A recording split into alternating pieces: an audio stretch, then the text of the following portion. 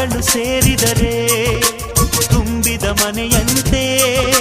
ಮನಗಳು ಸೇರಿದರೆ ತುಂಬಿದ ಮನೆಯಂತೆ. ತುಂಬಿದ ಮನೆಯವನೇ ಧರೆಯಲ್ಲಿ ನಗುವಿನ ದೊರೆಯಂತೆ.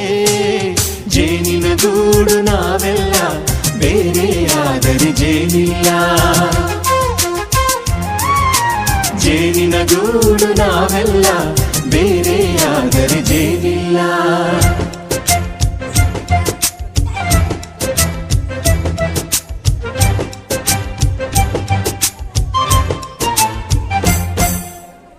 ಬದುಕಿನ ಬೆಂಡಿಗೆ ಅಂಟಿರೋ ಜೋಳದ ಕಾಳುಗಳ ನೋಡು.